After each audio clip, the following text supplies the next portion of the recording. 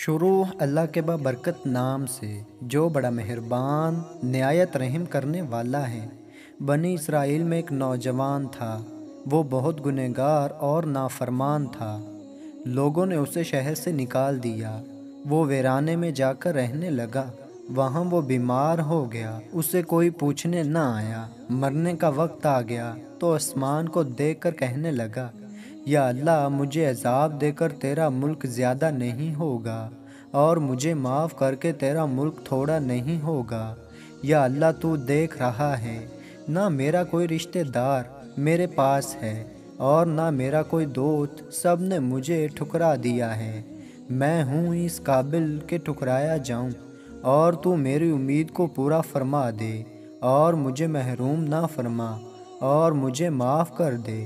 بے شک تیرا فرمان ہے کہ تو سب سے زیادہ غفور الرحیم ہے۔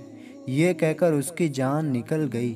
موسیٰ علیہ السلام پر وحی آئی کہ میرا ایک دوست ویرانے میں مر گیا ہے، اسے جا کے غسل دو اور جنازہ پڑھو، اور جتنے شہر کے بدمعاش اور نافرمان لوگ ہیں ان سے کہو کہ اس کے جنازے میں شرکت کر لیں، ان کی بھی بخشش کر دوں گا۔ یہ جو اعلان ہوا تو لوگ بھاگے گئے کہ ہر کوئی گنہگار ہے۔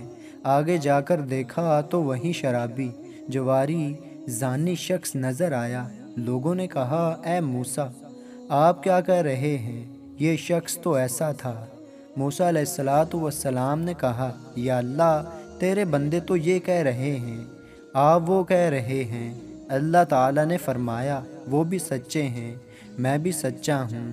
یہ ایسا ہی تھا جیسے یہ کہہ رہے ہیں، لیکن جب مرا ہے تو ایسی بے بسی میں مرا ہے اور مجھے پکارا ہے تو اس طرح تڑپ کر پکارا ہے کہ مجھے میری ذات کی قسم اس نے صرف اپنی ہی بخشش مانگی۔